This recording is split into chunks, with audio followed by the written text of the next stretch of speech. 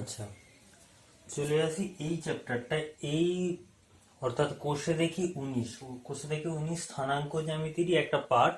সেখানে কি বলছে যে অন্তঃ অন্তঃস্থ মানে কোন সরলরেখাংশের অন্তর্বিভক্ত বা বহির্বিভক্ত, অর্থাৎ ধর এখানে একটা সরলরেখা, এটা যদি বলি আমি এ বি, ঠিক আছে, দিস ইজ এ বি, যার মধ্যে এ স্থানাঙ্ক x1 y1 আর বি এর স্থানাঙ্ক x2 y2 বলে দিয়েছে। তাকে যদি কোনো একটা বিন্দুতে অর্থাৎ পি তে যদি বিভক্ত করা অর্থাৎ ভাগ করি, ওখানে একটা পয়েন্ট ধরে সেখান দিয়ে একটা লাইন টেনে দিলাম বা একটা সরলরেখা টেনে দিলাম, মানে কি হলো, এই সরলরেখাটা বিভক্ত হয়ে গেল। ঠিক আছে, এবারে এটা অন্তর্বিভক্ত হতে পারে, বহির্বিভক্ত হতে পারে, সেটা অবশ্যই প্রবলেমে বলা থাকবে। অন্তর্বিভক্ত মানে এই দিক দিয়ে হলো, বহির্বিভক্ত মানে এইখান দিয়ে যদি হয় তো। ঠিক আছে, তো অন্তস্থ ভাবে যদি বিভক্ত হয় এবং দুটো ভাগের অনুপাত জানতে হবে, অর্থাৎ একটা সরল রেখাকে আমি দুটো ভাগে ভাগ করছি, এই ভাগটার মান যদি এম হয়, এই ভাগটার মান যদি এন হয়, দেন তাদের অনুপাতটা কি হলো, ভাগের অনুপাতটা m:n। তাহলে m:n হলে তখন এই যে বিন্দুটা, যে বিন্দুটাতে ওকে ভাগ করছে অর্থাৎ পি, আমি যদি ওই স্থানাঙ্ক মানে ওই বিন্দুটাকে পি ধরে নিই এবং তার স্থানাঙ্ক যদি xy ধরে নিই, এই xy এর ভ্যালুটাই তোকে বার করতে হবে।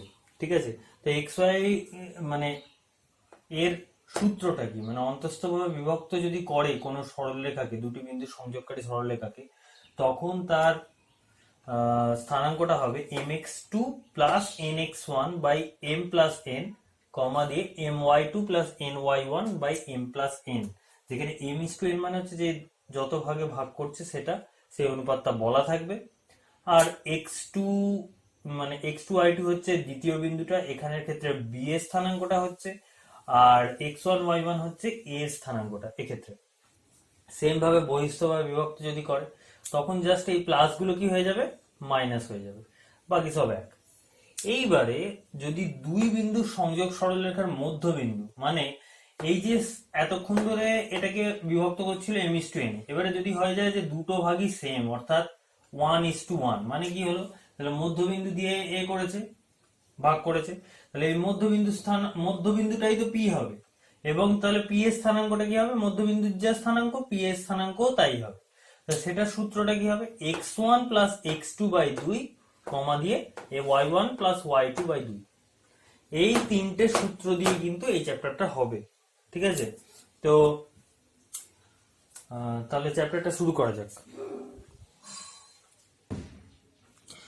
তো প্রথম অঙ্কটায় যেটা বলছে যে 6 - 14 এবং -8 10 বিন্দুদ্বয় সংযোজক সরলরেখাংশকে 3:4 অনুপাতে অন্তস্থ ভাবে বিভক্ত করলে বিভক্তকারী বিন্দু স্থানাঙ্ক কি হবে। তাহলে বিভক্তকারী স্থানাঙ্ক যেহেতু বলে দেওয়া হয়েছে অন্তস্থ ভাবে বিভক্ত করছে এবং অনুপাতটা বলা হয়েছে 3:4, তাহলে সূত্রটা আমরা জানি, সূত্রটা হচ্ছে এইটা, আমি একবারই বসিয়ে দিয়েছি, যাই হোক। তো সূত্রটা হচ্ছে mx2 plus nx1 by m plus n এবং my2 plus ny1 by m plus n। এটা কিন্তু আগে লিখতে হবে, তারপরে কিন্তু মানগুলো বসাতে হবে। আমি এক্ষেত্রে আগে বসিয়ে দিয়েছি, কিন্তু তোমরা করবে না, তোমরা আগে সূত্রটা বসাবে, দেন এটা করবে। ঠিক আছে, তো 24 কেটে গেল, তো গিয়ে 0 -26/7। ঠিক আছে, এটাই হচ্ছে অ্যান্সার। সেম ভাবে একেরটা যেরকম আছে দুয়েরটার ক্ষেত্রেও সেম ভাবেই করতে হবে, কারণ ওটা অন্তস্থ বা বিভক্ত বলেছে। আমি বহিস্থ ভাবে একটা দেখিয়ে দিচ্ছি, ট্রিপল একটা, তারপর চারেরটা তোমরা করবে নিয়ে থেকে। আচ্ছা, এই অঙ্কটার ক্ষেত্রে যদি দেখা যায় যে ট্রিপল একটা যেটা, এটা বলছে বহিস্থ বা বিভক্ত সেম, খালি সূত্রটা কি চেঞ্জ হবে।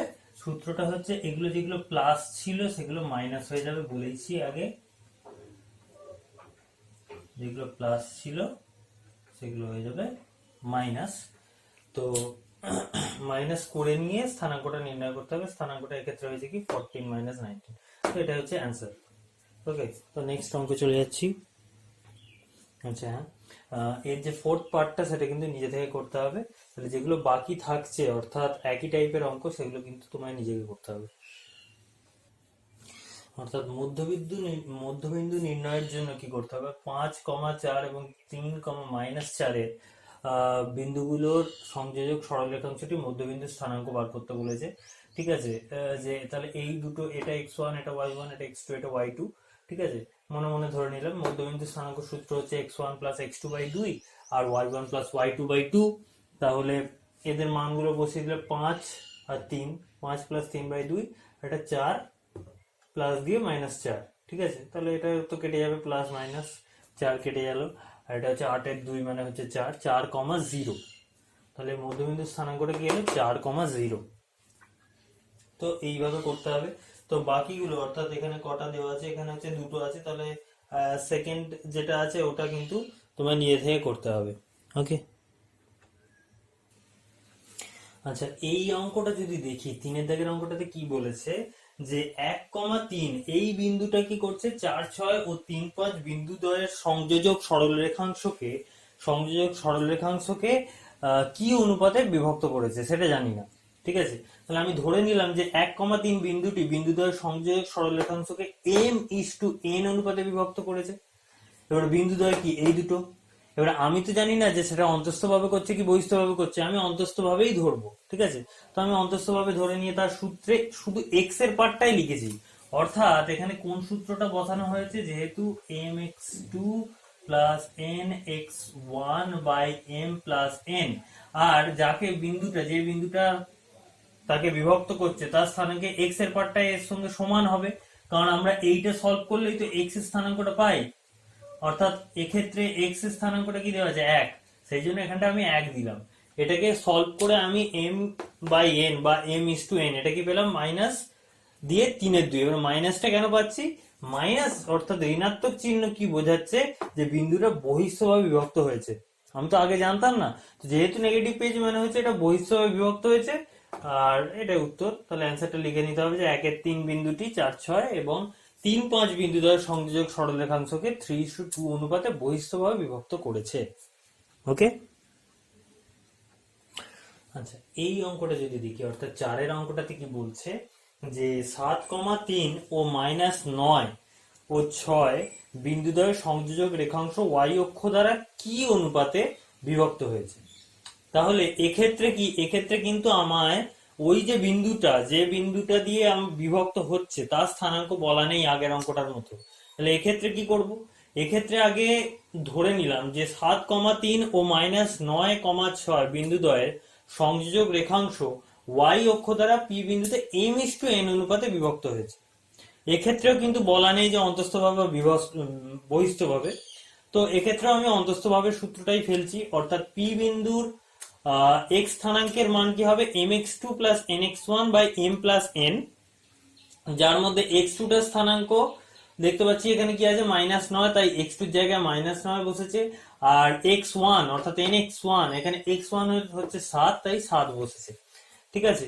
তো এবারে p বিন্দুটা কি বলছে, কিন্তু এই যে p বিন্দুটা সেটা কিন্তু y অক্ষ দ্বারা, অর্থাৎ y অক্ষের উপর কিন্তু এই p বিন্দুটা অবস্থিত। তাহলে y অক্ষের মধ্যে x এর স্থানাঙ্ক কি হয়, x এর মান কি হয়, 0 হয়, তাই x সমান কিন্তু 0, তাই x পার্টটার মানটাও 0 হবে, কারণ x এর মান যেহেতু 0, তাই এই পার্টটা 0 করেছি। 0 করে m/n বেরিয়েছে 7/9, যেহেতু এটা ধনাত্মক মান এসছে, তাহলে এক্ষেত্রে y অক্ষ দ্বারা 7:9 অনুপাতে অন্তস্থ ভাবে বিভক্ত হয়েছে। যদি এটা ঋণাত্মক পেতাম তাহলে আগের মতো বহিস্থ ভাবে বিভক্ত হয়েছে হতো। ঠিক আছে, বোঝা গেছে। এবার 5-এরটা,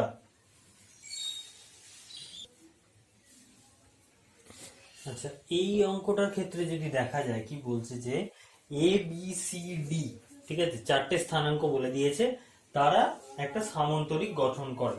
তো তার জন্য কি দেখবো যে 4টে বিন্দু যেহেতু আছে, তাহলে অবভিয়াসলি তারা যদি একটা কোনো কার্টেসিয়ান কোঅর্ডিনেটে যদি আমরা বসাই, তাহলে কিন্তু একটা চতুর্ভুজ পাবো, ঠিক আছে। তো সেই জন্য চতুর্ভুজ তৈরি করে বলেছি। তো এবারে দুটো কর্ণের দৈর্ঘ্য বার করেছি, দুটো কর্ণের মধ্যবিন্দু স্থানাঙ্ক বার করেছি, এ সি আর বিডি। যদি এটা এবিসিডি যদি চতুর্ভুজ বানায়, তাহলে তো এসি আর বিডি দুটো কর্ণ হবে, এবং সেই দুটো কর্ণের মধ্যবিন্দু স্থানাঙ্ক বার করেছি, দুটোই দেখছি একই বেরিয়েছে, অর্থাৎ তারা কি করছে, সেম বিন্দুতেই তারা সমদ্বিখণ্ডিত করছে, অর্থাৎ এবিসিডি চতুর্ভুজের এসি ও বিডি কর্ণদ্বয় পরস্পরকে সমদ্বিখণ্ডিত করে। তো যে চতুর্ভুজের কর্ণদ্বয় পরস্পরকে সমদ্বিখণ্ডিত করে তাকে আমরা সামান্তরিক বলি। তাহলে এবিসিডি একটি সামান্তরিক, ঠিক আছে। সেম প্রপার্টিকে কাজে লাগিয়ে সেকেন্ডটা এই ছয়েরটা তোমরা করবে, ছয়েরটা তোমরা করবে, ঠিক আছে, এটাকে কাজে লাগিয়ে। তো এখানে একটা স্থানাঙ্কের মান দেওয়া নেই, কিন্তু বলা আছে যে এটা সামান্তরিক গঠিত হচ্ছে, অর্থাৎ এই প্রপার্টিকে কাজে লাগিয়ে ছয়েরটা নিজে থেকে করবে, ছয়েরটা করবে, সাতেরটাও করবে, ঠিক আছে। আমি দেখবো যে পারলে কিনা, যদি না পারো 6 7 দুটো কিন্তু খুব ইম্পর্টেন্ট অঙ্ক, মার্ক করে রাখো, ঠিক আছে। তো সেইভাবে বার করো, আর যদি না পারো নেক্সট ভিডিও যখন আবার করব তখন সেটাতে বলে দেবো। তো 8-এর অঙ্কটা যেটা করতে হবে সেটা বলে দিই।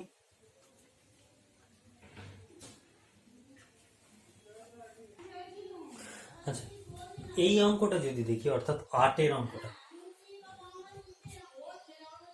8-এর অঙ্কটা যদি দেখি তাহলে এখানে বোঝা যাবে যে কি হয়েছে, যে এ বি সি তিনটে স্থানাঙ্ক বলে দিয়েছে, এটা একটা ত্রিভুজ হয়েছে, তো ত্রিভুজ এঁকে নিয়েছি এ বি সি। এবারে ডি এর স্থানাঙ্কটা যেটা এখানে বলছে এডি মধ্যমার দৈর্ঘ্য বার করতে, তাহলে ডি কোথায় হবে? অবভিয়াসলি বি আর সি এর মাঝে হবে, তবেই তো এডি মধ্যমাটা পাবো, ঠিক আছে। তাহলে ওই জন্য বলেছি যে এবিসি এর এডি মধ্যমা। সুতরাং ডি বিন্দু স্থানাঙ্কটা কি হবে? তাহলে বি আর সি এর মধ্যবিন্দু স্থানাঙ্কটাই ডি হবে, সেই জন্য তার মধ্যবিন্দু সূত্র ফেলেছি ফার্স্টে x1 + x2 by 2 by y1 + y2 by 2, যার মধ্যে এইটা x1 y1, এটা x2 y2, এই হ্যাঁ x1 y1, এটা x2 y2, তাহলে x1 + x2 মানে কি 1 + 5 বাই 2, সেটাই হয়েছে। আর y1 + y2 অর্থাৎ -1 + 1 বাই 2, ঠিক আছে। এটা 6 বাই 2, এটা 0 বাই 2, এটা 0, এটা 3, তাহলে 3,0 হলো আমার ডি বিন্দুর স্থানাঙ্ক, সেই জন্য এখানে 3,0 লিখে দিয়েছি। এবারে এদের দৈর্ঘ্য মানে এ আর ডি এর দৈর্ঘ্য, সেটা তো নর্মাল সূত্র, যেটা 4 চ্যাপ্টারে করেছো তোমরা, অর্থাৎ √x1 - x2 square plus y1 - y2 এর স্কয়ার, ঠিক আছে। যেখানে x1 এর ভ্যালু বসিয়ে দাও, x1 এর ভ্যালু কি আছে এখানে, x1 এইটাকে ধরে নেওয়া হয়েছে, এই যে -1, এটা 3টা y1, আর এটা 3টা হচ্ছে এখানে x2, এটা হচ্ছে 0টা হচ্ছে y2, ঠিক আছে। তো এবারে ভ্যালুগুলো বসিয়ে ক্যালকুলেট করে বেরিয়েছে 5 একক। তো এইভাবে বার করতে হবে। তো 8-এরটা যদি এইভাবে হয়, 9-এর অঙ্কটাও সেম ভাবে করবে। 9-এর অঙ্কটার ক্ষেত্রে তিনটে মধ্যমা বার করতে বলেছে, এটা যেমন একটা বার করতে বলেছে সেটা তিনটে, অর্থাৎ বি থেকে এই এসির মাঝে হবে, তাহলে এর মধ্যবিন্দু স্থানাঙ্ক বার করলে হচ্ছে, এখানে যদি ফর এক্সাম্পল মানে এটা বলছি 9-এর অঙ্কের জন্য, কিন্তু বারবার বলছি এটা 9-এর অঙ্কের জন্য, এটা একটা পেলাম, এখান থেকে আর একটা এইটা, অর্থাৎ এ বি সি, এটা যদি ডি হয়, এটা যদি ই হয়, আর এইখান দিয়ে আরেকটা যাবে এফ, অর্থাৎ এ সি এর মধ্যবিন্দু স্থানাঙ্ক হবে এইটা, স্থানাঙ্ক বেরোবে, বি সি এর হচ্ছে ডিটা, আর এ বি এর হচ্ছে এফটা। তারপর কি করতে হবে, সেম ভাবে ডিসটেন্স ক্যালকুলেট করতে হবে, অর্থাৎ এ ডি এর ডিসটেন্স এই সূত্র দিয়ে, বিই এর এই সূত্র দিয়ে, সি এফ এর করতে হবে এই সূত্র দিয়ে, ঠিক আছে। তো এইভাবে নিজে করবে। তো 9টা এইভাবে হয়ে গেল। 10-এর অঙ্কটা আমি তোমার উপর চাচ্ছি, দেখবে যে আইডিয়া করে যদি করতে পারো তো। তো এই নিয়ে আমার বড় কোশ্চেন্স গুলো সব হয়ে গেল। এরপর আসছে এমসিকিউজ, যেগুলো পারবে না সেগুলো আমার হোয়াটসঅ্যাপে জানিয়ে দেবে, আর বাকি যেগুলো টাস্ক দিলাম ওগুলো করতে হবে, করে আমায় জানাবে, ঠিক আছে, বা হোয়াটসঅ্যাপে আমায় পাঠাবে, আমি দেখবো, ঠিক আছে। তো আজকে এইটুকুই।